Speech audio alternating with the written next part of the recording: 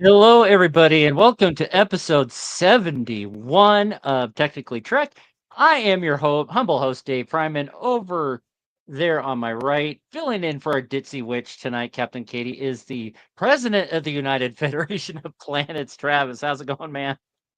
It's going great, and all everything else. Still trying to stay cool with this heat dome over this, over the country, but you Yeah, know, see, we're, everything's we're we've been dealing with a little bit of heat here in the springs as well, and unfortunately, we don't have enough air conditioners for all the units. So, being the manager, I think I'm the one that suffers.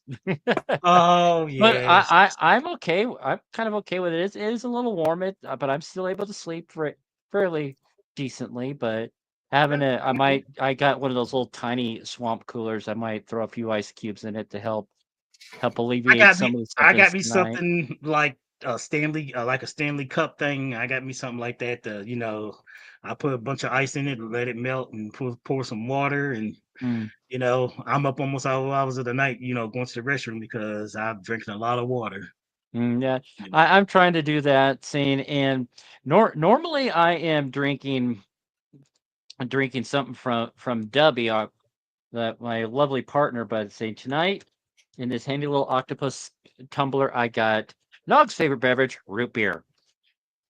That should be a flavor Dubby should try out. I should suggest that to him. Said nobody That's copy flavor me. of it. But they Hey, you got a got to lot. make They sure got they got that. s'mores. They got Grandpa's Stencher waters. They got a couple of drinks based on characters from Solo Leveling. I say, but Mhm. if you go down, did we lose you, Travis? Can you There hear you me? are. I can hear you now. Yeah, Yeah, I'm you here. blipped it. You blipped out on me for a second. I wasn't sure if it was me or you. Oh, okay. Hey, it Yeah. wouldn't be technically, it would be, technically tricky if we want to have a Yeah, little without technical technical difficulty. issues. Yeah.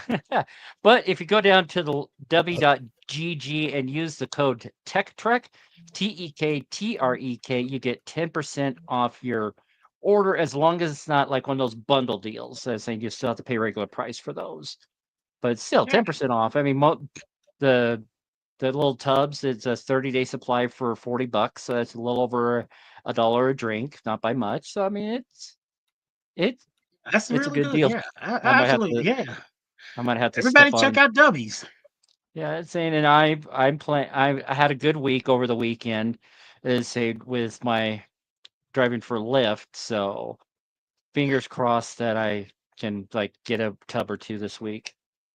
Yeah, I had a pretty decent weekend. Yesterday, I went to go see the Fantastic Four movie. Actually, Mm, it was actually better than any other Fantastic Four movie that has came since and stuff. I have to admit that since Marvel was able to get the rights to Fantastic Four, mm, these Fantastic Four characters and others, they're doing right by it. The fan base, because I'm a big DC fan, but I still appreciate Marvel and stuff and everything else, and I enjoy. I want to see success and stuff, throughout the industry when it comes to DC or Marvel property stuff. But like, I know fans was really hoping that you know they are going to get the Fantastic Four that people been wanting to see, and stuff, and not some the most recent one about was that 10 years ago or so that came out and something, but it was yeah, nice.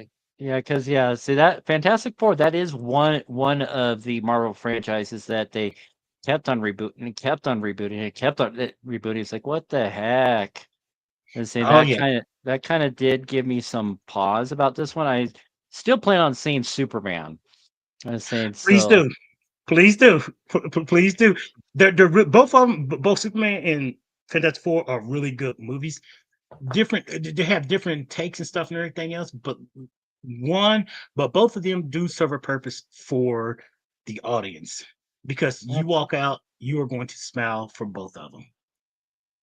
that's good to know. Saying if we have time, but like I said, I got a bunch of these tickets to see the movie for free, so I got to wait for it to say no special passes. When that caveat drops off, is when I'll probably go see. Because Well, I've had those tickets for over a decade and I haven't used them yet. So. Oh wow, yeah, you use them. And, at this time, we got what's that Jurassic World out. We got Superman. We got Fantastic Four. This weekend I think coming is the Naked Gun movie with Liam Oh Neeson. god. Ye- So And I love the fact that it's not a reboot, but a continuation from the original. I Yeah. love. I Yeah, don't say, like reboot. Katie, if you're watching this part, plug your ears, hit mute. Oh, speaking about Katie, listen to this. Speaking about Katie, sweetheart. Oh my goodness, listen to this, guys. Yesterday marked the 28th anniversary of Stargate SG-1. Oh my. Can you believe That's it's ma- been that's 28 making me years? feel old. Stargate SG-1 turned 28 yesterday. See, there was nudity in the original version. Yes. I can already hear your Leftwich going all giggity. Oh, he's got the giggity gig. Uh, Oh, but yeah, just going completely off the rails what I was having on the script there because once again, like life got in the way. I was thinking, frick, I still need to type a script. But yeah, also down in the description link below, which there's two important links. One gives you the opportunity to hop in live on camera with us to discuss the episode we're going to be talking about tonight. And then two, there's another link for the Good Lady Val's recovery fund on GoFundMe because she, as I said last week, she's finally out of the hospital. And saying, but those bills are going to be enormous. yeah, Saying so, if anyone can donate a buck, $5, $500, $5,000, I mean, you'll be Manu's best friend if you donate something like that. But yeah, it's gonna help them both Manu and Val tremendously, so that it lessens the burden that they have to face because being a Hollywood yeah, actor, insurance not doesn't cover everything. yeah, As right, a boo right. boo on the American medical system when it comes to stuff like that. But I might have to pop off periodically because might have to use this to help with my cough. And you know But what? It's gonna be a slow. It's gonna be a slow but progressive recovery for Val. And eh, oh, we all wish her the absolutely. best. We wish her the best, and safe and speedy recovery you know as it permits her. Yeah, but I mean, if you're not able to get the link on YouTube, if you're following on the Legacies Acts Twitter X account, you can shoot a DM to me at TechnoDave TeknoDave. I'll send you the link to join the StreamYard chat as well. So we want everybody to join live. If you are camera shy, like how me and Dave are right now, we're live. You know, sorry, we're live, via camera and stuff and everything. But if you feel the comfortable nature that you was like, I'm a little bashful, you can always do it, via audio, Yeah, and you can still be like, go ahead. or you can just join in the chat on YouTube as Exactly. well. Exactly. Exactly. Because Yeah. hopefully we'll get some of our regulars. We're one of the few, types of shows like this that, offer this kind of feature to, audience to actually have a, live hand in participating in not, verbally or, visually or chat.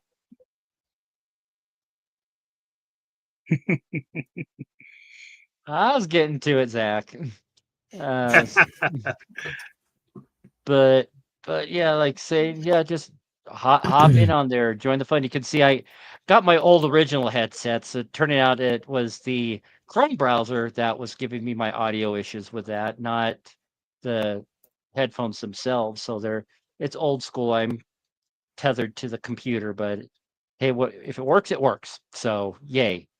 So as I almost dropped my notepad. So yeah, unfortunately, Tyson, he's stuck doing work stuff, so he's gonna hopefully watch this after he's done. If we're still talking when he's done, maybe he'll hop in.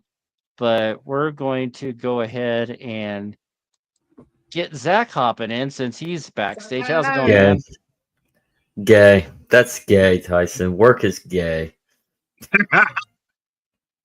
Also Well, for Val and Manu. I mean, God bless both of you. God bless Val. Speedy recovery. So yeah, I'd say to survive 3 cardiac events in rapid succession, that is, Yeah, so I like to say that's nothing buts.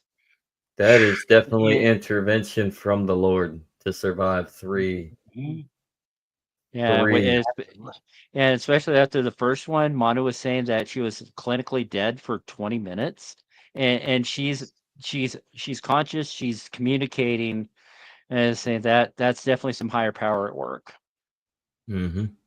Absolutely, Whatever you absolutely, believe in, that's definitely higher power. absolutely, absolutely, absolutely. I mean, Mm. just just keep that.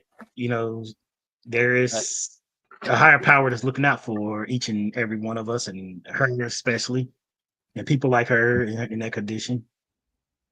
and this is the wrong account. I gotta log into my right Mm. account. Anyway, Anyways, yes, I'd say I will say it right now. This is probably an episode that is not high on my rewatch list because I have a low tolerance for horror and zombies. I mean, kudos to the God, what's it called? The makeup artists that zombied up all these humans and Klingons. I mean, that it was some, and the you acting know, skills of they were just th- top notch. But it's like, this oh, episode kind of felt like it should be in October. It should be like kind of October episode and stuff. Just because none of us expected this, and it was one of those things where they kept it under wraps and stuff in the sense. But like when you started seeing like the uh corpse that they found with the chest ripped broken open. open, and just other things, you were like, "Oh man, what happened here?" I thought it was like some sort of predatory animal or so Me because too. he said there were no there's no life forms. And I'm like, Mm. maybe it could mask his life signature or something. But whoa, when they just came out of the blue, and because I got that message from you, Dave, when you said that because I was in the process of watching the episode, and you was like zombie mode. I was like, oh really? You don't kind of spoiled it for me. Then I was like, then 5 minutes later, I was like, I can see what he's saying right now. It is it is a horror. It's a horror slash one of these things. Like really, that Star Trek went in that Mm. zombie like kind of thing. I was like, okay, I get it. I Well, kind of like this. but they did have moments of levity in there, just like for the Z word. Yes, yes. He was it. Joseph was like, "Don't call him that." That's not. He was like, "You don't." He's like, "There's something wrong with it, but they're not like you don't use the word zombie." And I'm just Yeah. thinking the fact that Chris called him zombie was just was even funnier and Mm-hmm. stuff like that. That he was just like, "No, you don't call him zombies and stuff," because he said medically there's something wrong with him. You know. Well, But I, and I love the explanation though. yeah. Well, here's an explanation. The planet Kenfori is named after actor Ken Foree, Foree, and he's known for being in the X Files, which I mean, there's Mm. gobs of Ooh. horror in that series. But Oh, he's also in the Devil's Rejects, the original Dawn of the Dead, and the 2004 reboot. Mm-hmm. Saying so wow. that's an interesting little tidbit. There's another tidbit that we'll talk about later in this show about at the very end that I told you guys backstage about, which was like, holy crap. Okay. And I verified it and it's like, oh my god, she did. But Oh, wow. one thing I've wondered, I don't know if you guys have seen it yet or not. I haven't done any deep research to see if any other Star Trek fan has caught on to it, but with previous iterations of other Star Trek series, like third season Picard, there was the Shrike in the background as the Titan was flying around making the Delta logo. In Lower Decks, there was the koala in the nebula. I remember that. I Yeah, remember but that. I can't remember if they did anything for season 2 of Strange New Worlds, but I see. But season 3, I'm not picking up anything hiding in the nebula. I don't know if you guys have heard or noticed anything in regards to that. You talking about little Easter, like a little Easter egg Easter, type thing and yeah. stuff like that? Hmm. I'm not noticed that. I'm not noticed anything in the intro of the whole thing. I mean, I have to like go back and look, but like I mean, I'm not sure if they putting anything in there to like see if the fans are actually paying attention and stuff. But Hmm. Yeah. that's something that I've not looked at. Well, I'm thinking the old school fans might be a little too pissed off to care. So Yeah, what? I said I think the old school fans are a little too peed off to care. So who, No. yeah, maybe. But But that is a way to try to allure like the old generation to keep them Yeah, in yeah, line. Be yeah, like, here, give them a little Easter egg here and there. but there yeah. Hmm. but saying when they were on the planet, and saying I couldn't help but notice a lot of like musical cues from Star Trek 6. I noticed that Oh too. God. I kind of noticed that too. Yeah, that specifically Cliff Edelman's score. Like I'm horrible with it, but it's just like the opening credit music. There's definite similarities there, which of course Mhm. Star Trek Hmm. 6, The Undiscovered Country, Klingons. We got Klingons in this episode, so that's one thing I also kind of sort of noticed, and I forgot to email myself something really quick here. I thought I did, but I'll try this again. Hmm. Oh, it was just the text that I sent you. But we'll get that to that later. But what are like the beginning of the episode? What are some of your opening thoughts, Zach? It's like the beginning of the episode Um, with when they were creating setting hey, up the away team. I told you, behind the scenes, Oh, that's you right. are, you are my show. Yeah, saying so. Well, okay, Travis, you go. Mm, Well, I mean, I just finished watching Im- it over about an Imagine. hour ago. mm, So I mm, knew this wasn't going to end with you know, with what's her name, the captain, the Battelle, Marie Mattel. Battelle. Mm, Hmm. I knew this wasn't going to be the final ending because it's like they want to kind of keep not drawing it out to a point where it's like it's going to be the whole linchpin for the continuation for the entire season. But I knew that it wasn't going to be like, oh, after 2 episodes, then boo, no, I knew something was going to continue on and stuff, but I didn't think it was going to be something to this degree where they have to revisit um a planet that was what was it, a planet that was in dispute, that was Corey. during the war with the Klingons and stuff. Hmm. And it was one of those things where it sounds like this thing is something like she's gonna have to live with. In the sense, Mm, I hate to say it, but it's like I knew something that's when Spock and Joseph wanted to do their way to themselves. I was like, that's a little, I mean, both of them are medical and science officer. I understand that. mm, Hmm. But you could kind of see the hesitation that it was like, oh yeah, Christopher wants to go and stuff and everything else, but there was something about that they're not telling him and stuff and everything else. And I understand this too because she even mentioned it at the end that she's like, at the end it's her decision.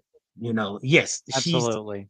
romantically involved with him, but yet it's her decision, on the course of her medical treatment and stuff and everything else, because he would literally almost move, a whole planet to try to save her and stuff and Oh everything else. yeah, But like, she at the point she realized that she needed to make a choice and stuff and everything else. And when they gave her the option, when we found out, what the consequences are going to be and stuff and everything, and why that they kept it from him and stuff like that, because they all know his reaction and stuff. I mean, they know, what Pike's reaction is going to be and how he will react to, oh my God, you're trying to make her like a human Gorn hybrid and stuff like that.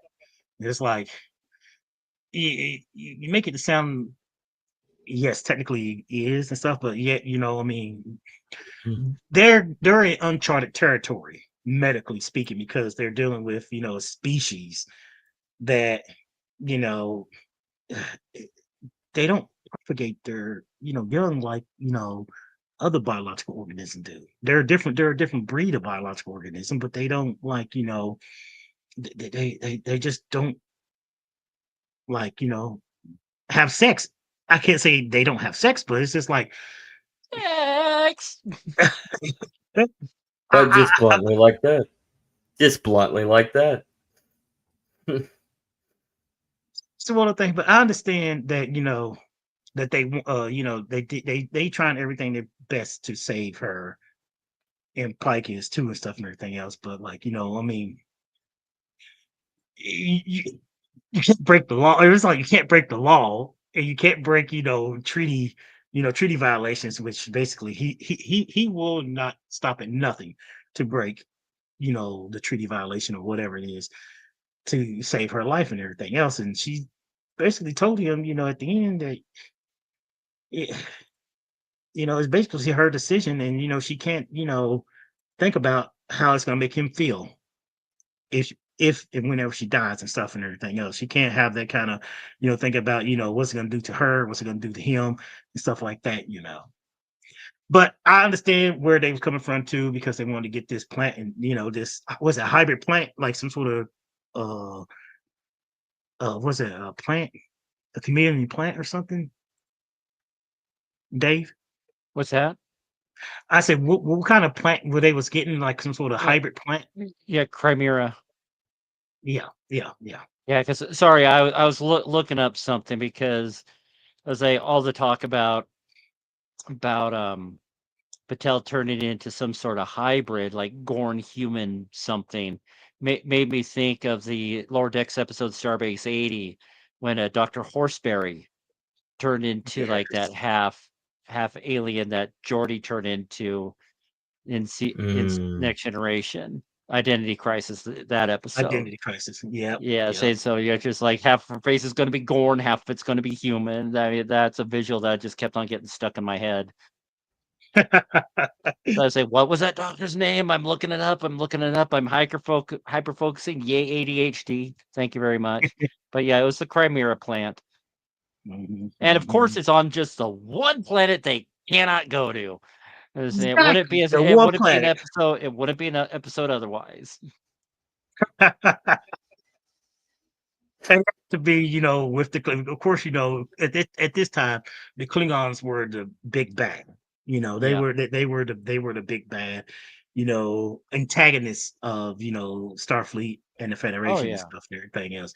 You can't say anything about like Cardassians or Ferengis or any other, species. Romulans was around too, but there wasn't the antagonist of the Federation. It was the Klingons and stuff and everything, But it was pretty interesting to see just how they was going to get to this planet, though. It was like, oh, I see how they did this. This is pretty. It's pretty. It's pretty. Interesting and stuff and everything. Go a little cloak and dagger. You all right, Dave? Yeah, I'm just trying to figure out my notes. I wrote rave down for some reason. Were you having a rave while you were watching this? Oh, maybe in my head. I don't know. Maybe. But no, that Um, was. I But will say, I mean, the with the yes, colors of this show, I yeah, mean, maybe. the mm, yes, I- specifically I wrote Chimera Blossom Rave, one place that is on Kenforia no fly zone. it felt like But I took a why couple of ever? ecstasy pills. No, I took a UA yesterday. I am clean. I am sober. So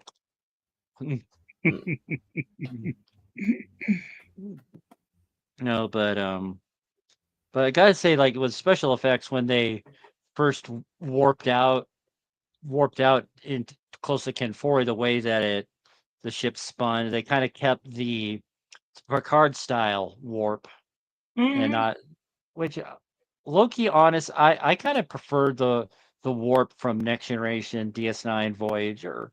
Hmm. Right there, the warp effect in from the TNG, DS9, Voyager, even Enterprise, Yeah. and even in the movies, the TOS Well, movies and the TNG movies and stuff and the everything else. the TOS movies, it's kind of hit and miss. I remember in what's this? Uh, I couldn't get it out. Star Trek Six. Star Trek Yeah. Six. I really like that in Star Trek Six. But the warp effect and stuff like that, I always prefer to see that similar thing, stuff like that. That was kind of like when I saw that, I was like, oh man, that's kind of a little throwback to like watching the warp effect and you seeing how the ship is moving and propelling, and then you see the stars, just kind of slow Zipping move by. zipping by, but some of them seem kind of slow moving and stuff and everything. It just seemed kind of like a peaceful way and stuff and everything instead of the you know like the really blinking effects and stuff and everything else. I'm like, "Mm, I kind of miss that. I kind of miss the old style, of the warp effects and stuff and everything. I know other people be like, oh, I prefer the new updated version, but just growing up with it just Exactly. What you grew up with, you're comfortable with the familiar. and you got to Hmm. think about this too. You know, during those times that we watched TNG, DS9, Voyager, and Enterprise and stuff, when the ship is still in warp, another ship comes into frame and then warp and everything. They still can have a battle at warp speed. I Hmm. always kind of see that in this new type of thing, stuff like that. Because I remember there have been many times that I've seen in Enterprise back in the show Enterprise, where Jonathan Archer have the ship running close to maximum warp, and they're getting chased by like the Mazarite and stuff and everything, or they getting chased by uh the Suliban, and they're at warp and they're firing and stuff and everything. Is like, oh, it's just so neat to watch, ships flying at warp speed where they, firing their weapons and stuff. And then actually, um, you know, they come out of warp when, something's critically damaged.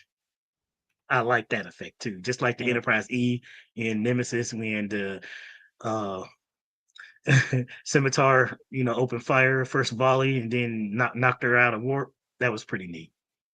Same, but talking about that made me think of the episode of Enterprise when the Columbia was right alongside the NX-01 and that one of them flipped and then tripped tethered from one ship to the other. That was That was such a good episode because they actually harkened that back to a one in TOS mm, because Trip proposed that they shut down the entire, you know, warp drive while they're still inside Columbia's warp field to sustain them at warp, you know, and they was going to do a cold start of the engine so they could purge the algorithm of the virus that mhm, the Klingons install and stuff. I remember in the TOS episode they did Scotty proposed the same mhm. thing of a cold start of the warp engines, and Kirk was very hesitant about that, but Scotty was like, he's like, I can do it. I can, do a cold start of the, warp reaction and stuff and everything. I was like, wow. But yeah, That was a really good episode. with the episode, the word that I used a lot in my notes, ominous. You see, when they first found the Klingon carcass, that's a little ominous. It's like phasers out. They're saying there was still auxiliary power at the research facility, also ominous. Very. Yes. And you notice too that Klingons have their disruptors on. Well, I mean, I Kill. don't think they have stun, but they have kill, and Starfleet usually have them on stun. They Hmm. don't have them on kill and stuff and everything. You could just tell the difference in between. You know, uh, we just shoot to shoot to injure them. We're not shooting to kill them. Klingons shoot to kill. Yeah, they take no prisoners. I mean, Pike said it himself. Pike or Mabanga they both said it. It's like It was Klingons Joseph. didn't. Yeah. Yeah, same. But how Pike was trying to get information from Joseph about Batel's condition and whatnot. Even though he didn't say it, he totally pulled a Hippocratic oath on him, saying Oh, he certainly this is did. yeah Hmm. patient doctor confidentiality. And they would say, "This is my girlfriend. I should know what the hell's going on." That's what I heard I'm Pike like, saying. look, I'm sitting there like, Pike, you are really trembling on his profession as a doctor, Mhm, and his patient because he's not thinking that's his patient and he is the doctor. You are, you're forcing his hand in the sense of not only his friend and his commanding officer and stuff like that, but you are put him in a very predicament place where he don't want to lie to you, but he don't want to tell you the truth, mhm. you know. But I'd say, but of course, Mabanga, I mean, he's being totally cautious and everything. Went old school bandana over his face, which I thought was kind of cool. I like that. I like that. He was very cautious about, and I always see that too. That's one of the things too. I like this. I like what he did in this episode when confronting a new plant species. He Hmm. just didn't automatically grab it and stuff like that without having some sort of taking precautions, Oh yeah, and like I stuff. said, it only grows on that planet, and it's growing in a research lab. So it's definitely like, yeah, he's better safe than sorry. And he didn't know at the time between the time that they got there and the time that they abandoned the planet, what possible have it, have it, mutated or transform or, went through some sort of changes in that process and stuff. You just could not you couldn't take, you just did not could not underestimate what this plant, could have been like affected with in the time frame that no one was around, which we all know that there are people around. Mm. But I forgot to write down. What was it? Joseph or Pike that made the comment when they saw the Klingon shuttles, like, it's possible they don't know about us, and then boom, they blew up the shuttle. Oh, And he they're said, like, "Oh, "Pow, pow." they know about us." Oh, they're like, oh, of course, it's a Klingon shuttle. You don't think they're gonna, you know what? That kind of Klingon shuttle kind of look it looked like a wasp. If y'all notice, it looked like a kind of Yeah, wasp. definitely very insectoid. But Yeah, it's definitely a style that we've never seen before. So it's kind of yeah. interesting they went that route. But jumping ahead in the episode a little bit, there's a humongous Star Trek 6Q Viridium. I, yes, Viridium. Yeah, they said Joseph ingested it in an olive from a drink. Say don't take drinks from strangers. But of course, it was a Viridium patch that Spock slapped on the back of Kirk before he went to Kronos One and they were able to track him to Ruapente because Repente. it was a tracking device. Saying so, I guess it's Mhm. not only you can just topical; it's oral. It's sick. What was that in Star Trek? In Star Trek, Picard season one, Mhm. Girardi, she had a Viridium. She ingested a Viridium chip, didn't she? Or something of that Or effect. something in her bloodstream. Yeah, Something, yeah, she's able to puke it out, but yeah, Yeah, that like was a crazy. lot of Star Trek 6 cues in this episode, which I thought that was neat. But but that's when the zombies started showing up. At first because I watched it late at night before I went to bed, which I texted Katie just like, yeah, just word to the wise, don't watch this right before you go to bed. If you go to bed, when you go. Yeah, because I mean, I definitely had some weird dreams that night. I don't Don't remember a want lot of it, that. but they were weirder than usual for me. So, and I've had them for the last couple of nights now that I think about it. But coincidence? I And don't know. But like I said, again, this was a good episode. Not high on my list of seeing it on the regular because I'll remember exactly all the stuff that happened with it. So Because of the and like you zombies. said earlier, the yeah, zombies, oh yeah. yeah, because I mean they're the like Prometheus. I did go see that one in the theaters. I took my best friend because it was his birthday. There were a couple of scenes, especially at the very end. I just had to shut my eyes because I just could not visually process that because it's just like, oh, I think there's like one or two other parts of the movie that I just had to shut my eyes. But the Book of Zombie, that is a low budget like zombie horror movie. I was able to watch that one all the way through, maybe because one of my friends and former coworkers, Paul Cranefield, he he was one of the producers for that movie. It was a lot of fun. I think I'll have to look it Huh. up here. It's a fun. It's only about an hour. It was shot in South King County, Washington, just south of Seattle. It's essentially this 20-something couple move into small town Utah, and all the Mormons start turning into zombies. If you weren't Mormon, you were fine. I mean, to be fair, the Mormons are kind of already zombies. So Uh, we uh, Oh, don't talk about the Mormons. yeah, so, I mean, the Mormons. I don't I don't know how if that actually happened in real life. I don't know if I'd be scared of the zombie or terrified of Mormons. I've been in a Mormon church before. It was kind of weird. It really was. Mhm, Oh, mm. I think the there you are.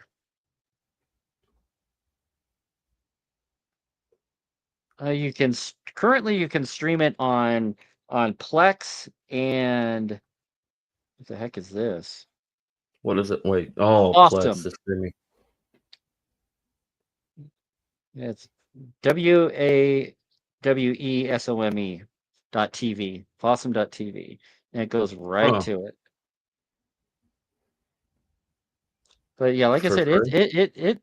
yeah, for free. I mean, I typed it in. Oh. I'm using the app. What's the name of it?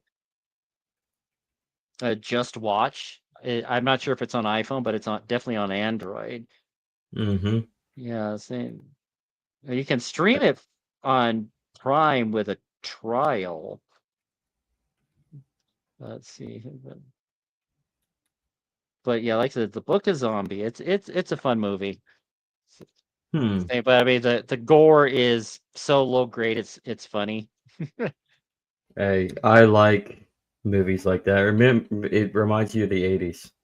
Uh, yeah, Speaking definitely a about lot of 80 vibes on that one. And Mm-hmm.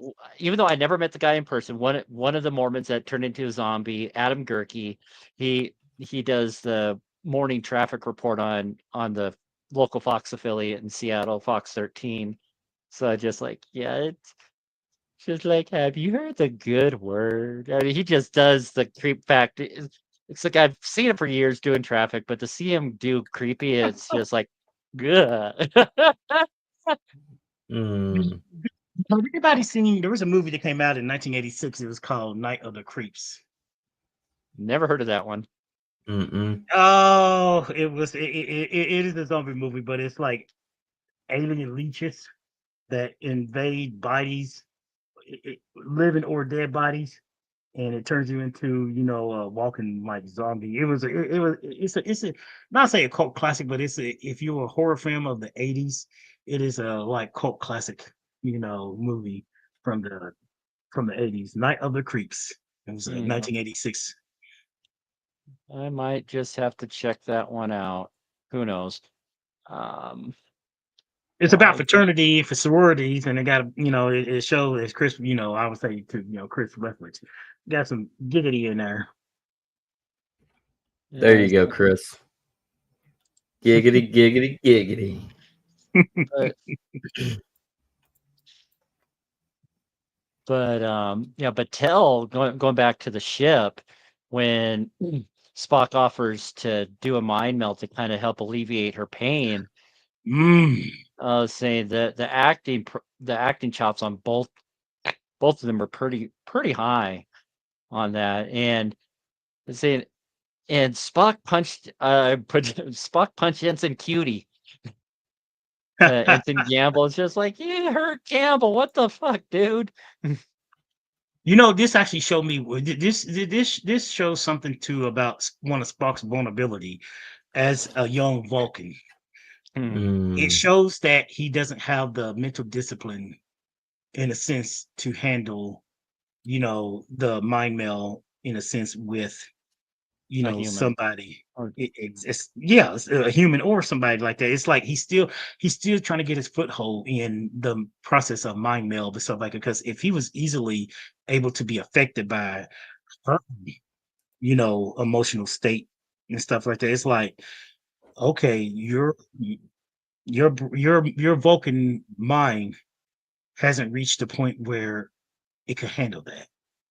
well, yeah, but on the flip side of that, is saying Tuvok, a very mature Vulcan, when he was doing the mind meld with Seven, when she was dealing with those other multiple personalities and all that, he kind of got locked in there and had a hard time breaking them. Yeah, I remember that. It was the Borg vinculum. That's Yeah. what was causing it, the Borg vinculum. But yeah, how Chapel just comes in, she just gives Spock a proper whack across the face to snap him out of it. So she knew what to do. I just gotta wonder how much like pent up emotion in her was to hit him just as a way of release for all the stuff that the two of them been going through. Yeah, you could say, I mean, he's half Vulcan and half human, so that human part, Yeah. I could understand, that part. It's like, oh yeah, y'all two have some tension, and stuff and everything. So it sounded like she needed, I hate to say it, assaulting another fellow officer is not something that you should do, but Yeah. she had a legit reason, especially him being her commanding, one of her commanding officers and stuff and everything else. It's like yes, she hated doing it, but yet she felt relieved doing it. In a sense and everything. She's like, oh, I just felt relieved, just kind of hitting him just for once. Yeah, but one of the major B plots of this episode is Ortega's. Oh Saying how yes. the PTSD is starting to slip in and affect her judgment. She's getting the ship in trouble. Yeah, saying early on, like number one, which I just talk about noticed that too. I read this talk, comment. Your title. You're missing the N in Strange. You Say can that edit again. it later. on I said on your title for the episode is missing the N in Strange for whoops. Strange New Worlds. Whoops, diddle. And it's a funny It will thing be is, so technically tracked. but It will be technically tracked. but Wouldn't be technical. the traffic, the graphic for it's got it spelled right, and That's all that matters. It's the yeah. graphic. It's all, yeah, it's just a learning curve. It's all a learning curve. Yeah. Okay, but let's see here if I can do it on the fly here. Yes, Dave. But yes, Dave. While you're doing that, let's talk about Ortega. Yeah, it sounds like she's calling out things out loud, which it seems like she could be right, but I guess going about it in a kind of way directly, it's like maybe you shouldn't say it in such a way about it and stuff and everything else. And I do understand where she's coming from too, because they went through a war with the Klingons and stuff, and it's like let's not let's I hate to say it, excuse my language and everything, let's not pussyfoot around. Let's not, Mhm. beat around the mulberry bush about, with the Klingons and stuff and everything else. I mean, when you deal with the Klingons, you're gonna have to almost act like a Klingon. I mean, be to get a Klingon's attention or respect, you got to kind of almost act like them and stuff and everything. And you remember on the planet Amen. too, uh, Pike said for them they can't negotiate or talk with the Klingons. So they basically said, who shoots first? He said, we Mhm. shoot first because, most likely they will have the advantage because, set your faces on stun, because right now we ain't got to, we don't have time to sit and talk with the Klingons because we got to Mhm. get this back to we got to get this back to the ship and stuff, you know. Mhm. So he was like, we shoot first and ask questions later. I hate that model, but in this thing, it worked for a I time being. mean, she is like definitely a force to be reckoned with for a Klingon warrior. I mean, she like pulls no punches, and And she has I she, suspected much when we seen in the preview back a thing about the Klingon, that ambassador. I was like, Doctor. oh, something is going to come back and bite, Joseph in the butt for, the death of this particular Klingon and stuff. I suspected as much when I saw, something's gonna happen in this episode. Yeah, but for the twist to be that she's not upset that Mbenga killed her father. She's upset that she didn't get to do it herself. Yeah, yeah, that's See, the Klingon way. exactly. That's a side of the Klingons we don't see very often. So I just like, yeah, okay. Yeah, I mean, it's like they have their own dishonor, and to regain their honor and stuff, they have to, and it's and it's always literally to the death. You got to Yeah. kill to the death and stuff like that. It's an honorable death. It's got to be, you got to restore the honor or something like that. But it's always, to regain. If your honor is stripped, you got to commit Mhm. violence and death to regain your honor against those that took your honor. See, but I'm trying to think when the last time they utilized the scarf as a means of battle when they're having a knife fight. Because I know they've done it before. I just don't remember when. Hmm. Hmm. Maybe someone in the I chat will haven't. know that can speak up, or come on Huh. camera live. Just click the YouTube link below, and you pop in live and Yeah, help us out here. Because, like I said, I know it. I know they've done it before. Saying we rich in Klingon history and all that, but just like in someone might know that I'm blanking on, and I'm maybe. blanking Hopefully. too. I mean, I would love May for others. I might be wrong, but I just feel like I've seen that done before in an episode in the past. Yeah. No- Or maybe I remember it too. So I'm looking it did up. what did did they do it? Did Kirk and Spock do that in Amok Time? I remember that actually. I think they're Hmm. I don't recall. I do not recall. Yeah, because that's what Spock used to choke Kirk out. Yes. yeah. Yes. Yeah. Yeah. Yeah. Yeah, so maybe that's what I'm thinking. So the Klingons having a similar style of ritual battle is interesting. Kind of makes it Mm-hmm. again. There could be an episode where the Klingons did it, but now that I talk about it more, it's like as much as Katie loves it, it was a original series episode. I have been trying to get her to watch at least a few of them. Mm-hmm. Saying the Doomsday Machine being the number one. That's my number Oh, one favorite TOS that's not your one. episode. Yeah. It's just One. like Scotty, beam me aboard. As the transport pads are blowing up left and right, and the camera's shaking to make it look like it's shaking the ship, and It's crazy too, not to Brilliant. get off our original topic and stuff. But on Paramount Plus, I I, I guess you could see, you know, that they did TOS, did they remaster TOS for Paramount Plus? Because a lot of Yes. the stuff that I remember seeing They did did. not come they did not come across as clear, and as the graphic and stuff looks No. really good for a Yeah, 1960s. because they did the The CGI treatment for TOS, and some of it just looks like cheap CGI compared to other you want to watch projects and you want to whatnot. watch TOS like almost original without the add-in remasters.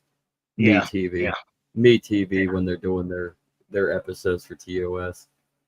They Yeah, don't. I It's think they got a nap. Mhm. hmm At See, least they did. They may. Who knows anymore? I haven't watched well, TOS in a while, but I that know I know of. it's been a while since I've watched Pluto, but I think they got a channel dedicated to original series. I can't remember if they're doing remastered or the original broadcast. I think lengthwise they're doing it from the Mm, original broadcast, because the back then in the 60s, an episode was about 50 minutes. yep. Nowadays it's been shrunk down to about 42, 45 minutes. hmm Mhm. Mm. So yeah, technically correct, we're going all over the place. We're still focused on the episode, but when we start talking about things that are connected to things, it just kind of snowballs into other things. But but This is technically correct. Like and subscribe. exactly. Like, There you go. subscribe, gotta love it. Same, same. But looking here to see what's it called? Oh man, that's sick. Where'd you find that? That What's like that? and subscribe. Where'd Um, you it, find that like? it's a template here on StreamYard. Is it really? I Yeah. haven't messed with StreamYard really. I'll have to go mess with it now. Yeah, so right now they just got two plans right now. They got the hmm $10 plan, the plan that I'm using, and then the next step is like almost $90 a month. So it's like there's no real Mm, between, which kind of sucks. So whenever I have someone like Travis step in and fill in for Katie, I have to delete her as a host, put him as the host, and when she comes back, I got to delete Travis and put her back, and send an invite code. It'd be nice if they just had like one more like hosting admin type thing on there, so don't have to keep mhm. on doing that all the time. Yeah, if you have If you're Pro, watching StreamYard, it'd be nice to have just one more. one more. Yeah, and for Yeah, cheap too. But exactly. All that's right. not the world we live in. Yeah, so just With make it another ten yeah, dollars a month. yeah. You ain't with lying, uh Zach. with yeah, with Pro, which is pretty high actually, but that's what I have. You can have I think you can have up to like four co-hosts. So it's that's cool, but it's pretty high. Yeah, yeah, yeah. Yeah, but So that's a good transition for pay the bills. Absolutely, Well, absolutely. freaking lootly. bring Which yeah, I'm I'm bring up I'm that get I'm getting better at that yeah, myself. So I think I yeah, got bring that code up, Dave. which code. Oh, I thought you had a code to plug so you can pay the bills. Oh, well, the liking and subscribing will, once I get to a certain mark, that'll start monetizing the channel. But yeah, I don't have a like a Zelle or a PayPal or links like that yet for something like that. Mm, It's an idea, it is an idea. but yeah, I was Get your saying been I want to. looking at I was gonna say I want to go. I want to get back to Ortega for a moment. yeah, The let's one yeah, thing I want to say this about her, when they was in the briefing and stuff and everything else, and they was talking about their initial plan and stuff, and they was talking about warping into a planetary atmosphere.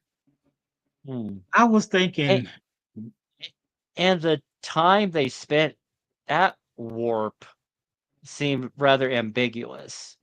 exactly. Thank you for saying that. That's what I was thinking myself. I was just like, wait, huh? That Right, because I mean, you actually talked about an episode of talked about Stargate SG-1 hitting their 28th anniversary. There was that one episode where the SG-1 team was on a Hatak. It was a Hatak vessel, right? The little Yes. yeah. Hmm. They were able to envelop the fake asteroid to go to hyperspace through the Earth into the other side, but they're calculated if they're off by a fraction of a second, they could reappear inside the planet. Blah blah blah. And say so Right. that was stuff that was playing in my head, just like wow, they're spending a lot of time for a short distance at warp because like warp is faster than light, and light doesn't take that long to go a couple of 20,000 40,000 kilometers.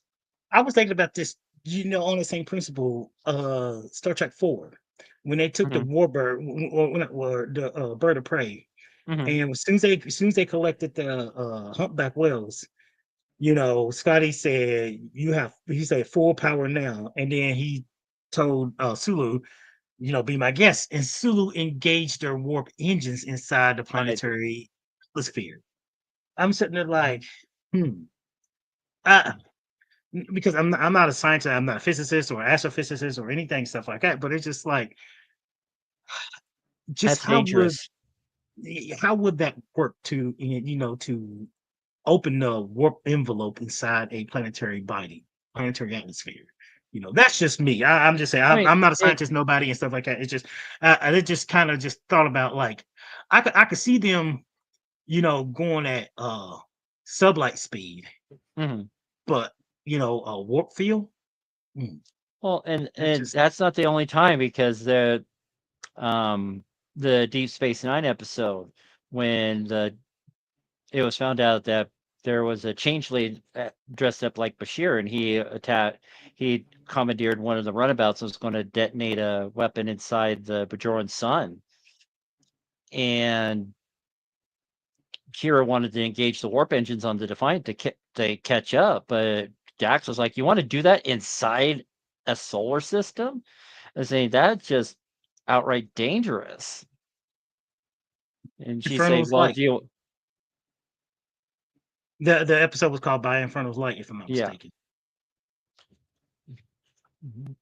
But yeah, so I mean, they're rather dodgy when it comes to stuff like that. Say at 1 minute they'll say, "Oh, it's no problem," and another episode, it's a hell of a problem.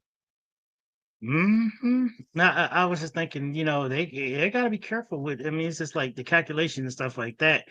They got to be Yeah. careful with with all that and everything. And then seeing, Mhm. they took.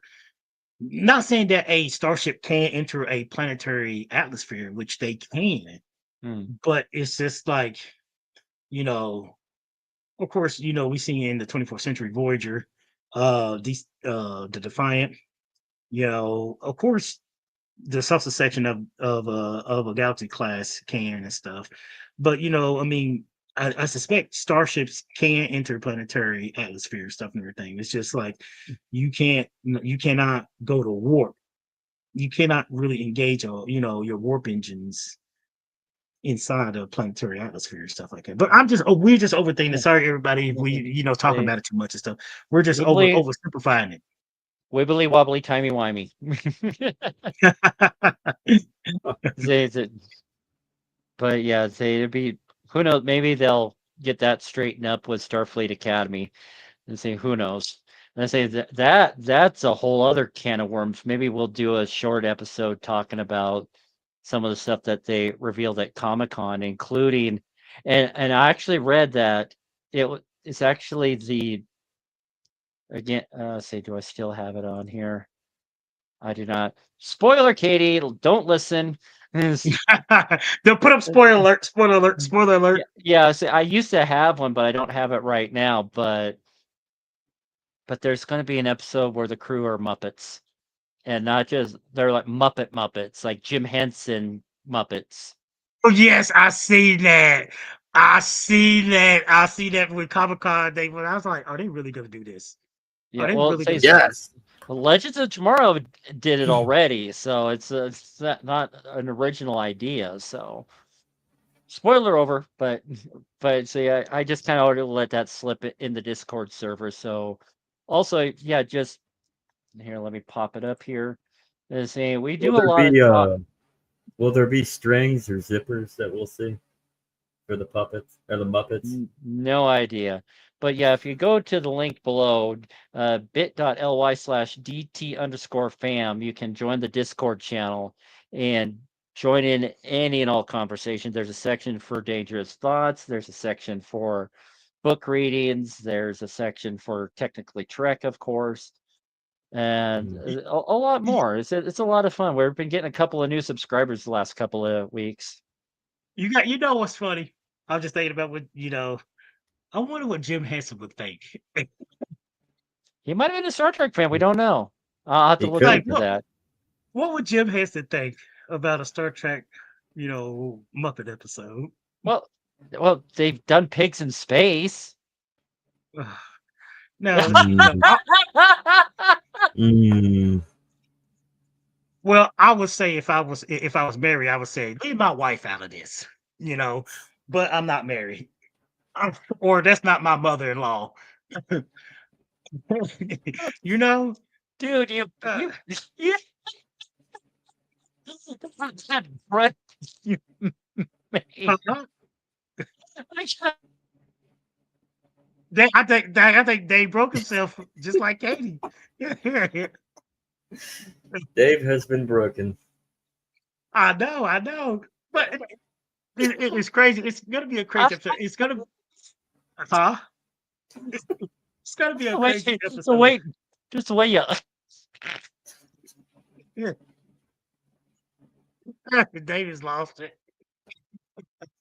But it's going to be interesting. Not to say Katie's publicity and stuff and everything, but this is going to be Comic Con. They introduce us to Starfleet Academies, and then this upcoming future episode of Strange New Worlds is going to be like, oh, Mhm. please, are they really doing Are they really going to be doing this? I mean, could you, I'm just thinking, how are they going to do this? And you know how they gonna make I'm just so curious about this episode. I can't wait for this episode in a sense, yes, I may be a hard ass old, TOS old timer and everything else when it comes to stuff like that. But it's just something kind of funny about watching them do some kind of Star Trek episode that you just would never picture them doing. Like you would never picture them doing a DS9 episode where Odo's a puppet or Quark I is a puppet. mean, I kind of do. I kind of do imagine then just do a special with just Muppets. Oh yeah, DS9. so I could. well, it's season 4, so we're gonna wait about a year, unfortunately, before we see that. But yeah, I could totally see if the DS9 crew got turned into Muppets. Like Kira would be losing her shit. She'd be like, Oh "What yeah. the heck is going on?"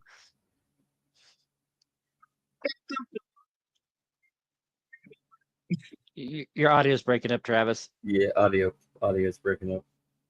Because breaking up. No, you're Hmm. better now. Yep. Okay, can you hear me? Yep. Okay, okay. What were you saying?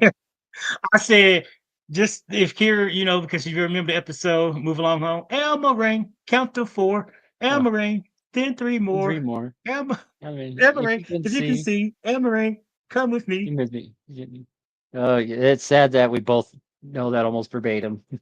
Oh, oh God, you know what? Us being in our middle age make us feel like we are just some nerdy old virgins. And Elmo is yelling NHH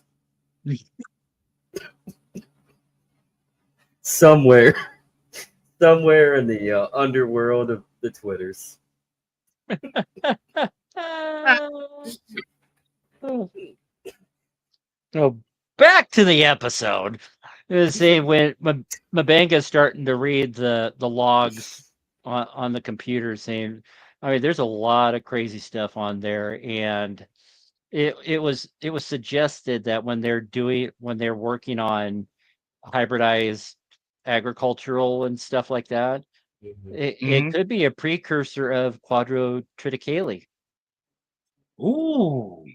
I didn't think about that. And neither did I. Say again, IMDb read about it on there, just like because they say Quadro something. It's like, mm, Wow. And we all know what they was doing in by the time, Deep Space K7, mm-hmm. what they was Mhm. doing with the grain. Yeah, And they was, Yep. they was doing it for fertilization for colonization. which is what they were doing with this episode. So that they That's were doing really good. research. That kind of it reminds me of the first episode of or the Orville. It kind of Mm-hmm. reminded me of the first episode of, I don't know if you've seen it, Zach, or anything, but it kind of Yeah. reminded me of the No one a feared the research banana. station. The first episode because they went to that research station and they were showing just the things that they was doing for modification and stuff, and then we Mhm. got that big you know redwood tree that we seen in there and stuff like that, and they were just doing things for you know scientific research in a sense to help produce more food and agriculture. That remind me of Mhm. that episode. I'm just saying, everybody. Yeah, but when Mabega was reading those logs and started reading some of the side effects that the humans and the Klingons were experiencing, to say Pike was saying, "That sounds like the Z word to me." Yeah. Yes, he did. Yes, he did. But It's good to know in the 20s, in the 23rd century, they still have the word zombie. mm, and they actually have proper zombies. The other zombies The that eat best. you really. Oh, they just feast on you like no other. Mm. But that's when Pike finally started put two and two together, saying that's why you wanted Spock to come with you and not me. Is saying he would it showed Pike out of control. He out of control of the situation. He wanted to be involved in the decision making process. That this is a Yeah. woman that he loves and cares for, yet he has been left out of the decision making process, and that just didn't sit right with him, and rightly so. I say, but yeah, he was definitely pissed. And that kind of go back to, it's like, okay, I know you two are involved with each other, but even even the doctor, Joseph, even know that there is still such a thing as doctor-patient confidentiality. Yeah, You, hypocriticals. Yep. them two are not, they're Well, not that married, yeah. you know. So I mean, yeah, he was pretty adamant. Just like, yeah, well, I guess no, the hypocriticals. That's just do no harm. So my bad. But say the doctor. I think there's another term for the doctor patient confidentiality. I just can't think of it right now. HIPAA. HIPAA, HIPAA. Oh, whatever the HIPAA. 23rd century HIPAA. Yeah, Would they HIPAA. have HIPAA? That's why I say 23rd century HIPAA. Yeah. Whatever they want to call it. But in true 80s horror fashion, Mabega and Pike hide in a cabinet, trying to get away from the zombies, and then of course Bytha and her crew blast them all to bloody pulp. So the effects of the phasers in this episode are very reminiscent of the phasers from the third season of Picard when they're blasting the changelings. Mm, Is they're just like gut blood and guts going everywhere as you vaporize them. mm, Hmm. Yep. Yeah. But she's like, they're all pointing their faces. You come with me, and then we find out the truth that she is the daughter of Dakra, and say, "You killed my father. Prepare to die." Very Princess Bride going there. It's like, yeah, that's very Klingon. Oh yeah. She didn't get the opportunity to kill her father because he Hmm. dishonored. He was a traitor to the Empire, and you know, Yeah, she uh, hated her father, but by Mabanga robbing her of the dignity of killing him, she's been dishonored, blah, blah, blah, Klingon mumbo jumbo. So typical Klingon shit, Yeah, typical Klingon basically. shit. Yep, yep. Yeah. Let's see. Remember, everybody, this is technically Trek, so like and subscribe. Absolutely. Yeah, but when she finally calls Mabanga out just to get the truth out of him, say you assassinated my father. I need you to admit that, and say was it Mabanga's like dishonorable? Mm-hmm. Yeah, but it was the right thing to do, and then he admitted that he would do it again without hesitation. And saying so, I mean, there's just some definite trauma involved there with Mabanga, but it was war. War people do things that they're not proud of, but this is a situation where I think he was proud of what he did. Look at Dr. Bashir. Mhm. You look at Dr. Crusher. They're both medical professions and stuff and Mhm. everything, and they walk that very fine line, and they were in the business of saving life. But when the push come to shove, Dr. Crusher, she killed. Dr. Yep. Bashir, he killed. Mm-hmm. They and you would say it's all was justifiable. All Yeah, depends on the Crusher situation. killed a lot. Is not to mention a ship full of Borg drones. Mm-hmm. Well, I mean, That's is that right. really is that Yes, really killing? I mean, it is Borg drones. I mean, they're pretty Yeah, much gone. but I mean they were people, but yeah, same. They're Mm. automatons, just like they're bionic zombies. Mm. biotic zombies. Lily Salone. Oh, They okay. they are zombies, and But that is the topic of this episode now. yeah, but what one thing that I read, because one thing that was really eating at me from the get go is whatever they Una did with her hair in this episode with that tight Yes, bun. It was a production thing apparently, whereas because when the Enterprise lost gravity briefly when they warped into the atmosphere, everyone's all floating around and stuff. that's funny. But yeah, they didn't want Una's hair to spend the money to do Una's hair any special way and stuff, so they just tighten it up for that episode. It'll be interesting to see if it's back down to on her shoulders at next episode. But next episode is I already blanked on the name of And you it, know but it what? You know what? We've seen what like a female human hair look like when they're in when there's no gravity. I mean, have you not seen astronauts, especially one of the most recent astronauts that came from the International Space Station? Her hair was mm, all over the place.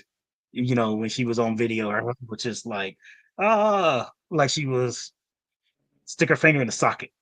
yeah. Uh, a space adventure hour. That's going to be the next Yep. episode. Well, we'll talk about that in a little bit because it definitely has animated series ties into it. So again, original series. Sorry, Katie, but it ties into the conversation. So we got to mention there are roots from back then to the now. So, but that's one of the pluses and deltas of doing a prequel series.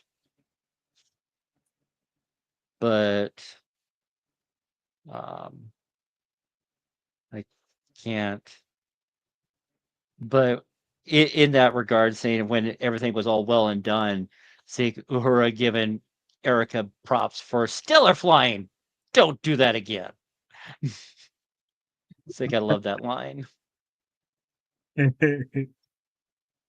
Oh, and then she when Una she basically called Ortega in, and she literally, she basically said, "You forced my hand. Hmm. You knew what you was doing. You knew how to pilot, and you knew you went above. You don't think we was gonna check that? You forced my hand at the Klingons and stuff like that. We could have done this thing, but according to her, she said it would have took a longer 6 hours longer for her plan to work. She said, "You forced my hand," and Hey, stuff. It's like, you went above my head without consulting. And we already shot you down, yet you did it anyway.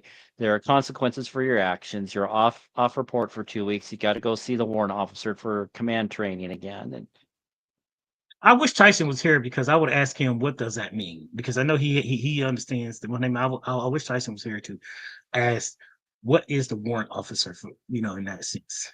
What does the warrant officer do? Well, at this juncture in the conversation, he wouldn't be here anyway. But we'll just have to. But hopefully he'll watch it. Maybe he's then again, if he was done with his whatever, he'd pop in. But maybe he will pop in if he's done and we're still talking. So, but what did I see here? Yeah, the Viridian patch, Star Trek 6 reference.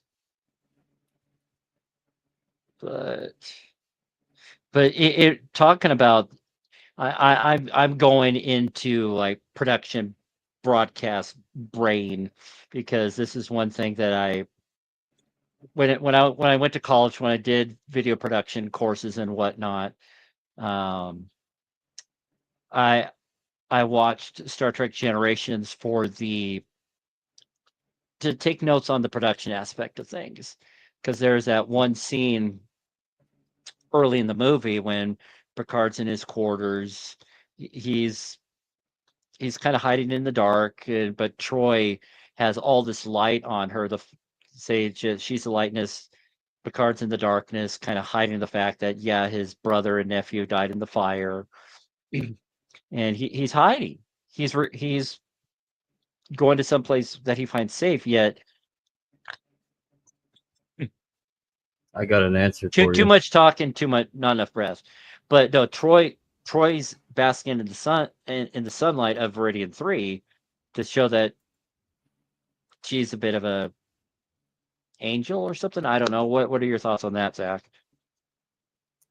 Well, I was answering the warrant officer, which is they're a technical expert, trainers, advisors, and they can be combat leaders. So technical experts, for the most technical experts, training and advising is what it looks like they're usually used. Okay. So, as far as your question, Dave, I yield to Travis. Well, I appreciate that, Zach. Thank you for giving us that information and stuff, and thank you for yielding to me. Well, with that said, too, I remember that particular episode where Picard's in his quarters, and the lighting is, it's intentional. Yes, it is intentional. It is for that particular scene. And when Troy come to visit him and stuff and everything else, it was all, and I know it was all set in, it was preset and everything else, just like you said, to give it that way where she's, the light is shining on her while the kind of the gray cloud is on him, like the darkness, not so much darkness, but like it was kind of, masking, the light on Picard and stuff and everything else. And it was really done, that the lighting in that scenario is really well done, just to show, the gravity of the situation that was, falling on him, that no one knew until he actually mentioned it and stuff and everything else. And it's never done like that in the TV show. If we all seen the TV show, the Enterprise D, even the corridors, everything is lit up. There's no dimming, except for on the bridge doing night shift. I know when Data did night shift, they lowered the ambient level of the light to to just a little bit, and that's not really bright and everything else, but it was just the ambient lighting was dim. It was dim, stuff like that, to simulate the dark, like it's nighttime on the ship and stuff and everything, just like you would see and stuff like that. But the ambient lighting for this particular scene and stuff, it was like, wow, they really nailed it, given the context of what they were shooting at that time and stuff. And it was showing that Picard was hurting. He was in a downward slope, and they all knew it, but no one wanted to say it to him.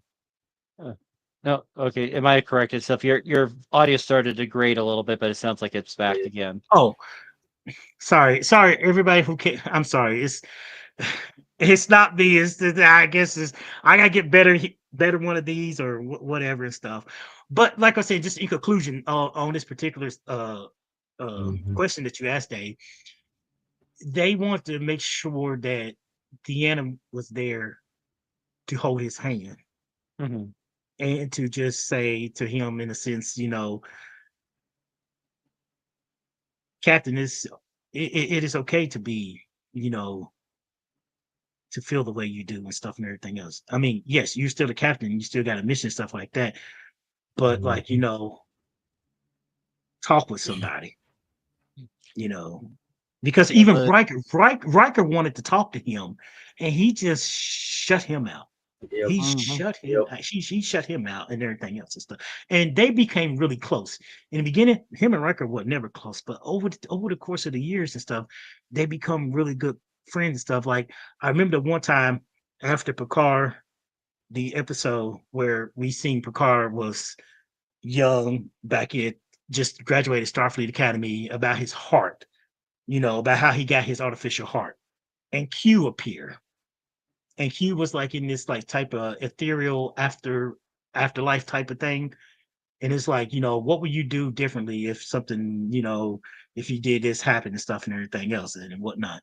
Well, at the end of that episode, him and Riker were sitting in the observation lounge, and he was just talking with Riker. He was just, just talking to him about his experience, and Riker like, it sounded like he put you through hell and stuff. And he had an interesting way of putting it, but like I said, it's been interesting to see a young, fresh, young Picard going up against a bunch of Nausicaan. And then he started proceeded to tell another story about that wasn't his first run-in with the Nausicaan stuff and everything Mhm. else.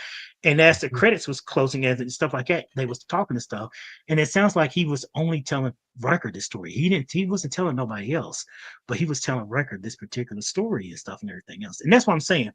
That, you know, Picard forward a relationship with Riker and Deanna and everybody in different ways, and stuff. But at that time, it was to me, Deanna's Deanna was the most logical choice of person to. I hate to use it like that, but to confront him on why is he so bitchy? Why is he so moody? Why is Basically. he so direct and angry? Whatever. Not saying that he has to explain stuff. He's the captain and stuff like that. But when somebody you've been working for years and they turn around and do a 360 on you or a 380 or whatever you want to call it and stuff, you'd be like, something's wrong with that person. That they not behaving like I have come to know them. And in that particular thing, she was right. She walked in and she asked him, but she wasn't mean about it. She was just, and he was, and, he was understanding that she was there for him. Mm-hmm. You know, she was there for Yeah. him. But to tie in what we talked about, that scene from Generations, I was totally picking up on that with that conversation that Una and Ortega's had, because Una had a lot more light on her and around her versus Ortega's, where the lighting wasn't as bad, but she is definitely in a dark place. She's in the shadows just a little bit, so it just kind of gives a feel, because like the end of the previous episode, she's looking at a reflection of herself, and she sees a Gorn behind her, so she's definitely dealing with some post-traumatic stress. And Stress. when you're dealing with PTSD, you do reckless things, and that's what she's doing Mm-hmm. in these episodes. And even though like Una's given some tough love, it's like she's got to crack the whip, she's got to get this figured out and get it under control before it gets worse, before she does do something reckless that endangers the ship, which she That's kind of did in this episode. and that's Yeah. what's great about Star Trek is you get to see the nuance approach of all this the Exactly. psychological aspect, and they play it perfectly with the lighting in the production to bring it down a notch during dark places or where somebody's emotions should be or where they are. And it's amazing on how much psychology is really pressed in, whether it's anxiety, post-traumatic stress, depression, or even or in the positive, happiness. I mean, excitement. I mean, it's amazing. This they show it perfect. I've never seen it not shown, except for maybe TOS. I'll agree with Katie on that one. But it was the '60s, so but Absolutely. Exactly. We can excuse they that. yeah, we can excuse it, but it's just the way that they're able to just show it and be able to explore the psychology of everybody and I develop mean, it from there. you could say the same thing on your line. I look at a lot of Deep Space Nine episodes and Voyager Hmm. episodes and Enterprise episodes. You could Yep. see too there was a lot of like, I mean, you just pick and choose what episode. And this is the one particular episode in TNG, not TNG, DS9 that really shows what you're talking about, Zach. Hmm. When Nog is in the Yep. holodeck trying Oh to yeah. get Vic. We talked about before, where Yep. Vic Fontaine himself off. It said, "Leave me the hell Hmm. alone, boy. You need to get out of my face. Leave me alone," and everything else and stuff. And he was digging around in his circuitry and stuff and everything else. And Vic was literally the only one to get through to him, and not so much get through to him, but to get Nog to admit what he was afraid to say out loud. And It's the only a Yep. paper expression, moon. Best. the, Yep. One of the the best expression on episodes. his face. And you wonder because rest in peace, Aaron Eisenberg. But always, if we wish we could always ask him in that particular, was those fake tears or was those genuine tears? Did you actually force yourself to cry for that scene? I Like, I think can- I think he go ahead. said Sometimes, yes. yeah, I He think what? it seemed like they were real. Yeah, Yeah. he was totally in character. He was like enveloped in this. I mean, veterans that have dealt with PTSD he has said that they've actually come up to him and thanked him for the realism of what he portrayed in that episode Hmm. because they could feel what the character was going through. So I mean, that's just how Yeah. good of an actor Eisenberg was.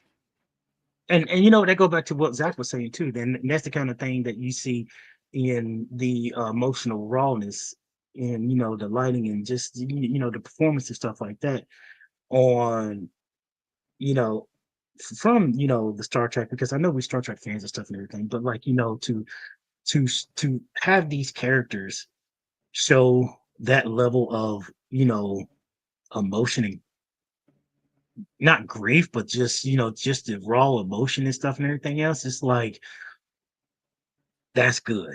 Like what Zach was saying, it's really good, especially like in okay in Picard season 3, where Jean Luc and Beverly finally was able to talk to each other after Hmm. nearly what 20 some odd years, Something like and that. when they was really talking to each other. I mean, it really felt like these two were.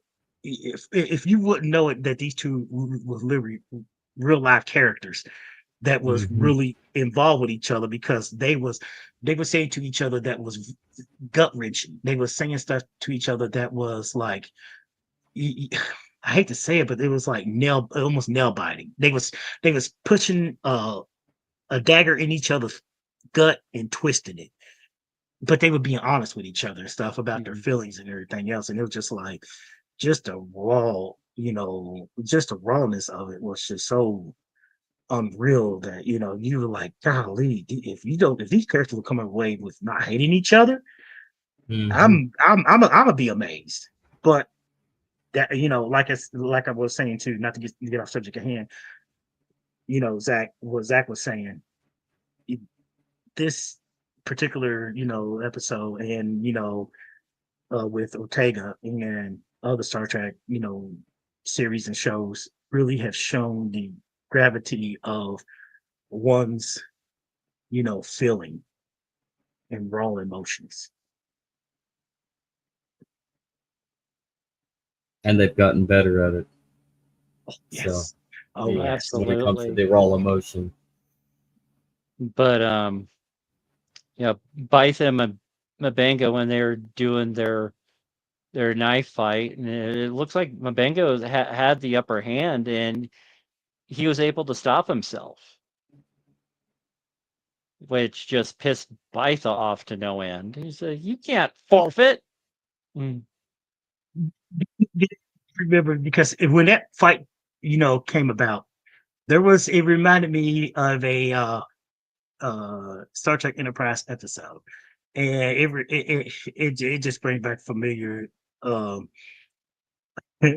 I believe it was I don't know if it was the Enar episode or it was Unity, not Unity, Unit.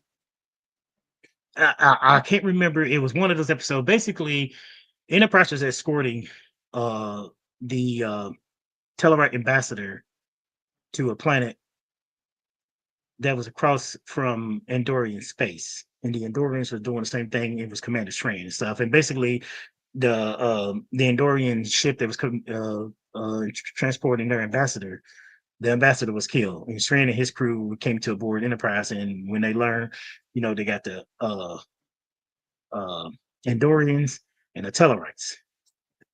And I don't know if you guys remember, but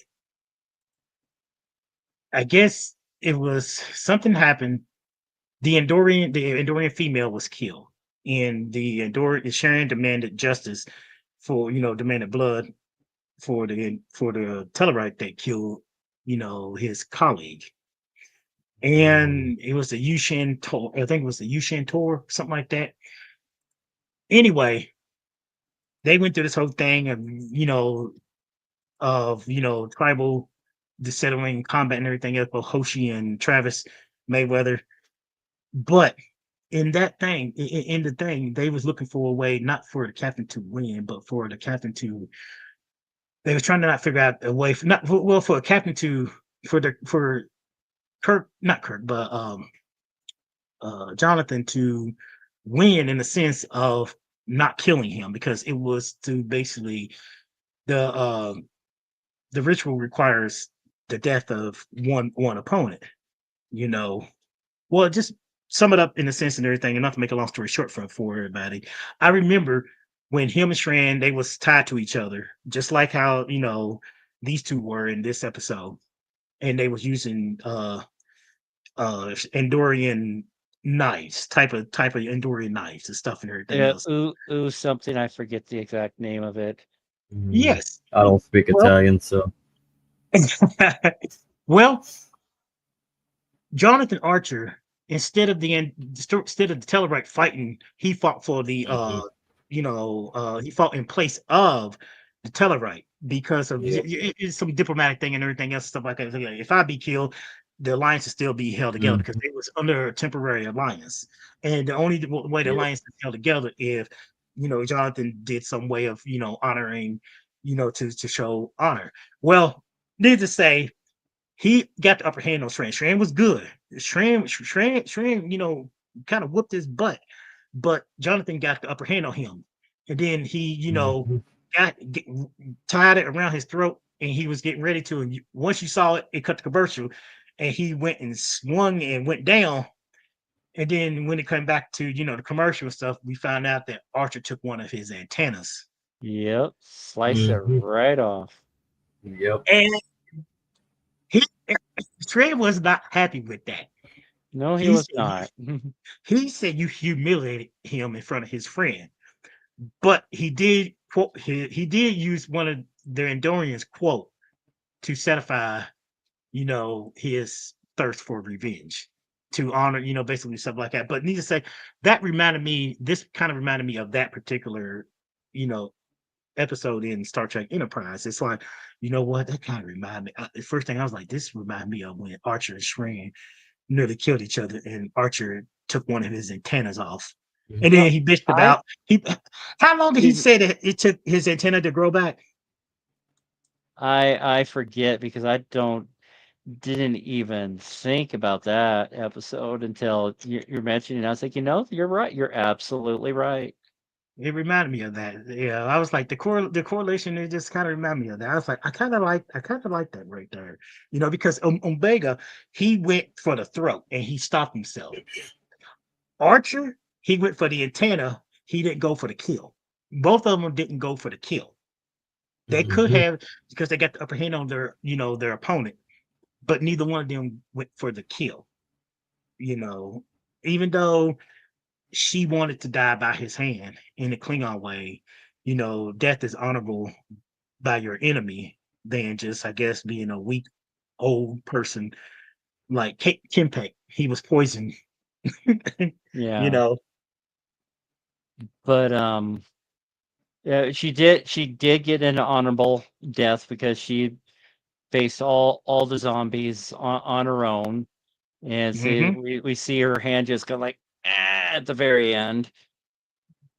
But say, did she die? Did she get eaten up, or did she become one of them? Are we going to see You know, her again? the way you phrase that, did she get eaten up at Christmas here? He would have been like, giggity giggity, she got eaten. Giggity giggity. ah! It's funny because it's true. You are absolutely right. But we're reaching the end of the show. I mean, this is last chance. We still got close to 30 people watching right now. So no comments other than pointing out that I screwed up on the spelling of the episode on YouTube, which I Hmm. corrected. So thank you again, McSlash, for catching that. Because again, for some reason the spell check didn't catch it. When you misspell something, it puts a little red line under it. See, I never spell saw the little check. red line. Never trust spell check. Like Uh, and subscribe, everybody. oh, Like and absolutely, because subscribe. this has probably been one of the more fun episodes that I've done in a while. So, but yeah, especially as dark and like, ugh, it's again not an episode I'm gonna have high on that rewatch list, but maybe down the road, maybe around Halloween. I don't know. So, but Hmm. maybe watch Yeah, it in Maybe conjunction maybe with the Christmas. zombie. Maybe it'll be a Halloween on Christmas type of episode. Who can say? Who knows? But say the end of the episode when Pikes is just calling Patel out saying, "You left me out of this decision making process. I love you." And saying, "Why did you do this?" Because she, she admitted how scared she was. And he's scared too. But Mm. at the very, very, very end of the episode, when they get close and they hug, she says, "I'm scared, Anson." She called him by his real name, not the stage name. But I mean, you kind of missed it at first. But she says, "I'm scared," and she's breaking up. She's like, "Anson," and she's like, "I'm scared too." And they hugged it out. And it's like I can't believe that got missed by the bigwigs. It, so that I found that interesting. I missed it too. I someone mentioned it. Sorry, someone mentioned it on IMDb, so I immediately opened up the episode, fast forwarded to the very end, and saying, sure enough, she says, "I'm scared, Anson." It's like, holy crap, that's a big blooper. See, mm, see, I, I'm working at a TV station for 5 years. I've seen my share of bloopers. That's a whopper. blooper and whoppers are totally two separate things. But yeah, Whopper or Whopper Junior. this one's I a whopper. This isn't a small bloop. This is a big one. It's full blown whopper. like a Happy Meal sometime. I miss the Big K, the Yeah, maybe. rival, the original Um, the original rival to the Big Mac. Hmm. yeah, That big yeah. kid, that's a name I haven't heard in Yeah. forever. Mm. And what about a McDLT? That's a haven't Well, heard one of yeah. them since 1990s. Mm. Well, Mhm. McDonald's brought back the snack wraps, so who knows? They got one the other day. It was all right, about as okay as I remember it. So, Yeah, yeah, but so next week's episode is I'm not sure what they're going to call it just yet, but it's definitely a like some of the still imagery and whatnot. It's a holodeck episode, but it's a prototype holodeck. So if you remember in the original series, like the Sulu and others got stuck in the wreck deck, which was definitely a precursor to the holodeck. So we got Mhm. a space adventure hour. So it's like murder mysteries. Who knows what's going to go on with all that without getting too spoilery and whatnot. But this looks like it could be another banger. Or it's You just know, basically a rehash of the Sherlock Holmes. I Is was that I'm getting like Murder on the Orient Express vibes off of this one, kind of something oh, like that. what about the That sounds DS9 cool though. episode? What about the DS9 episode? Our man Bashir. Oh yes, Oh, yeah, it's very 60s vibes. I mean, with the costuming and whatnot, it's looking like 1920s era type stuff. yeah, it does look like the 20s just from Roaring that. 20s. Hmm. The Roaring Twenties. Wow. That would have been interesting, Star Trek episode if they ever did something like that. Went back to the Roaring Twenties where they had, Well, mobsters, Tommy guns, and well, didn't they Didn't kind they? of do that with Emergence, with yes, they did. the train that they Oh were yeah. on, looking for Ridian City and all that? They kind of did that. New Vortiform City, excuse me. Mm, Viridian, that's the yeah. planet from Time Zero. And I know TOS they did a thing too about like you saw both Shatner and uh, Nimoy in costumes that were from like the 20s, 30s, or the 20s and 30s and stuff. Like they look like Yeah. they were gangsters. Oh yeah, it was a Taste of Armageddon. But yeah, that was a planet where they an away team left literature from the 1920s, so they completely built their society based on that book. So it wasn't a Hmm. holodeck, but it was an entire Yeah. planet that kind of did that, which lower decks did visit that planet. And then of course there's the Landru episode too, which they kind of, yeah, there's definitely stuff there. So hopefully Katie's not pulling her hair out at this point if she's watching. Even if she's not watching, she knows. Empath, oh, empath, man. oh, Katie, we love you. We We do. do love We you, Katie. and we hope you're doing all right, and just We do. if you just get on the mend. We get on next week because I mean this episode, because I kind of warned her ahead of time, is this is not an episode that you want to watch right before you're trying to go to bed. So I mean You it's know, a you got creep factor who was it? 11.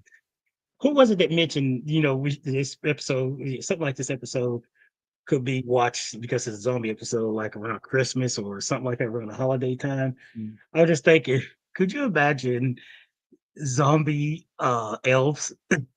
Oh boy, I'm sure that there was a yeah, I mean, that could be a good movie. Just like Santa's got to try and get the elves to a sense of sanity, or you know what's coming out this year? hmm. 28 days later, or Oh yeah, 28 years years later. later. Yes. You know, I Yeah, did watch yeah. 28 Days. I don't think I did see 28 Days. I might have seen 28 Days oh, later. I say the Brits know how to do they like do. horror, and say um blanking on it. Simon Pegg, Shaun of the Mhm. Dead. I mean that's like Mhm. zombie comedy. So that's kind of like along the lines with the Book of Zombie. It's that level of it's very campy, but I mean for horror level for Book of Zombie, I'd say maybe a 4 or a 5. Like I said, this episode definitely an 11. Yeah, 28 days, 28 days later, there's 7, Yeah, 8, somewhere around that range. Danny Boyle is a G. What's that? I said Danny Boyle is just a G. Hmm. His scripts Yep. are always good. Yep. Even with But train spotting mm, Oh yeah. about the junkies. Mm-hmm. Mm-hmm. yeah, and like I know what you did last summer. Scream. That's probably like on about a 5. Just first thing that comes to head. Say it's definitely not Mm. full blown horror, but it definitely has horror elements to it. Well, Scream, I would have to measure it on a scale of Chris because of the giggity. A lot of giggity in Scream. See, but you've seen I know what you did, the original I know what you did last summer, Travis. That Yes. that Yes, I have. that the locker room scene with Ryan Phillippe. A lot of Yes. giggity there for us. Absolutely. Yeah. You know, that was another waking moment too. Oh yeah. Aside from him Eh, being in what's that? Cruel Intentions. yeah, that was Mm. that's a movie I haven't seen in forever, but I think one of his earliest roles, I forget which soap opera it was, but he played a gay character. Days of Our Lives. It was Days. I was thinking it was Days, Mm. but yeah, even though he's not gay, I mean, he played a gay character and he got I mean, a lot of flack for it, which is that's unfortunate. that's that's very similar to like Vin Diesel. I mean, he's gay in real life, but look at all of his roles that he What? portrays. Wait, What? Yeah, what? he's gay. He's gay. Vin Diesel is gay. What? No, Yeah, no. Vin, but Vin, you would never know that from all the roles that he portrays himself that he's been portrayed in with Dom Dave, and have you heard Fast of and this? Furious.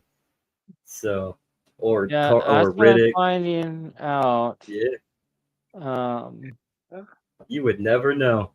Uh, but nah, he's Vin gay. Diesel? Oh, we really Vin talking about Vin Diesel, Diesel. Vin Diesel, who big starred in old the first. badass man. He Vin start. Diesel still What year? What year was it when the first Fast and the Furious movie came out? Was it 2000, 2001? 2001. 2001. So we talk about the yeah, guy from 2001. You talking about 2001, and you telling me that he's gay, and no one has even not even in. I hadn't even heard of this. Not even like through the whispered rumors or anything like this. This is something that for the last what 24 years.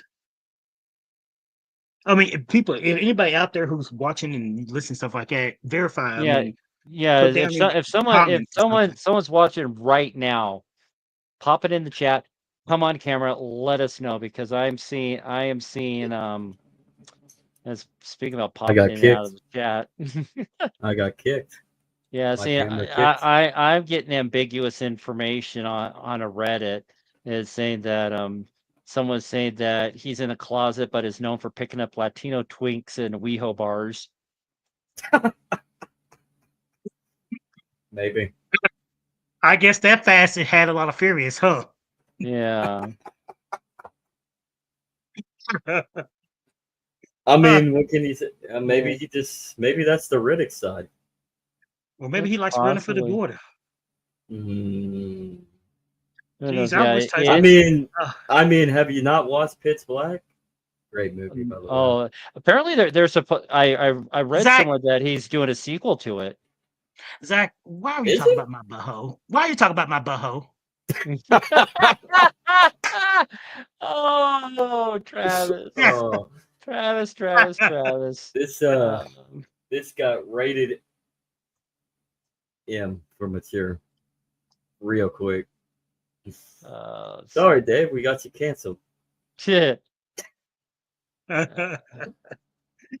See, 'cause I remember Are reading somewhere at one point, yeah, they're Pitch Black supposed to be getting a about time. sequel. Well, I mean, I know they went on the Riddick thing, Well, look, but yeah. they it's not for us. I know it's not for us to force you out of the closet, but you know what? At your age and stuff and everything else, at this time, be comfortable. If you want to say, "Hey, this is me. This is who I am. Leave me, hug me, and everything else," I'm true to myself and everything else. No Oh, one is going to, nobody's going to hate you, Vin Diesel and stuff and everything else. You might get just all kinds of, lovey-dovey mail and stuff and everything from fans and everything else. Hell, women still try to want to hook up with you. Just because you're Mhm. gay doesn't mean that women don't stop wanting to try to like, get in your pants. I mean, John Travis, we love you. oh, But oh yeah, goodness. But this has been a fun episode, actually. This has been a fun. This has yeah, been a fun. This has been a fun episode. yeah. Say like I and like subscribe, everybody. and subscribe. And say talk all the crazy that we got going on here. Saying that next It's week is technically Trek, so yeah just remember that, everybody. yeah the OG technically Trek. The OG. That's right. Where everybody, we have a unique feature where you can come to us via audio, or you can come in chat, or you can come on video screen, just like us three. If you are shy about it, you don't have to, Yeah, you you can can have stay the camera. You anonymous. can have the camera. There's a button to keep your camera turned off, but you can still talk Mhm. instead of And just Absolutely. chat in the maybe chat. next week we'll talk about how Nick Lachey is probably gay too. Oh, is it actually? No, he's not, but I, it I, happens. I think one of the guys from that group did come out of the closet. They Or all do. There's Backstreet always Boys? one. I know Backstreet the Boys? Backstreet Boy. I know the Backstreet Well, you're Boys talking have about one. NSYNC. I know, Are you talking or about Backstreet? NSYNC oh, has that. Instinct's Lance Bass. Yeah, Yeah, yeah. I'm sure there's one. Yeah, I'm sure there's one in the Backstreet Boys Ooh, too. oh. Uh, Midday probably this is probably before your time, Zach. New Kids on the Maybe. Block. New Kids on the Block. You Hey, remember New Kids on the Block? Oh yeah, And one of the I one was a big fan. I was a big fan at 5. I really, forget Maybe which a little one. younger. Say yeah, what I think it is one of the new kids that came out as gay, and he actually has a Yeah. show on HGTV where he flips houses and stuff for people or something along those lines. He fixes it up. Jonathan Knight is Jonathan Knight. Yes, Jonathan Knight, and then his partner He they would. help He fix would flip. houses up. He Was would that flip that? houses. I said he would flip houses. He seems like a Mm. house flipper. Yeah, I saw. Oh, where was I at when I saw That that? could have went either way, everybody. I think I saw it when I was getting the oil change on my car at the at the Goodyear. It was a Goodyear that I don't go to anymore. But yeah, I think it was either there or it was like some other place I was at. Where actually no, I take that back. It was at the laundromat. They Okay. usually have the TV on HGTV over there. So HDTV. Okay. Wow. Like I said, this has been a fun episode, guys, and stuff. it was. I just wish we had more participation. So hopefully Katie will Absolutely. be back. To say hopefully we'll have Tyson back. Hopefully we'll have Phil Phil. back too. Yeah, he got stuck working today, so on that. But he loved the fact that it was on Mondays because usually that's his day off. But his employer just kept on saying, "Can you come in on Monday? Can you come in on Monday? Can you come?" And he's like, Quit your "Yeah, job. I need money." And say, Quit your I You job. know, Phil. you Become an know, there's entrepreneur. You're already an entrepreneur. a there are people No, who it's hard to be an when we used to entrepreneur. do Twitter spaces, when we used to do Twitter spaces, there was a lot of people that, used to come on to, the spaces and stuff. Some of them have fell off, but I wish those people would, appear back on just in audio form and stuff. Like a gentleman, his name was Noah. Noah was fun. He cracked me up, but he was pretty yeah, fun in a sense yeah, because he was yeah. he, I he had don't his think quirks. yeah, I don't think he liked me very much. So I miss people like that because they Mhm.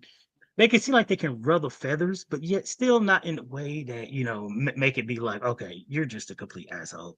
Cancel you, get yeah. out, stuff like Yeah, that. see, well, I was still very much an alcoholic when we last communicated with one another, but saying I've been sober for just over 14 months now, so it's been a while. Congratulations. Thank you. No new chip for that until I get into November when I get my 18-month chip. Mhm. And saying Mhm. so I'll be Hopefully Definitely. by then I'll have a display behind me that'll have all the chips that I have. So right now they're just kind of sitting at the bottom of my cork board there. You know what you could do, Dave? You could make a Klingon sash with all your chips, just like how The the Klingons have their, you know, baldric. emblems and stuff like Good that. You idea. can have your That sash. You can have that all your chips and everything, and you could that's wear that's actually an idea. The it. same, but that would be a bit of a project, but that's an oh, excuse me, that's an idea. Oh. Yeah, I've been up for what was it? I've been up for about 16 hours now. Had an early day picking up someone, taking them to the airport. Had a very profitable day for a Monday for me, driving for Lyft. But my therapist appointment got bumped to Tuesday instead of Monday. So I don't know. After what I had happen this Monday, might see if do the meetings on Tuesday instead.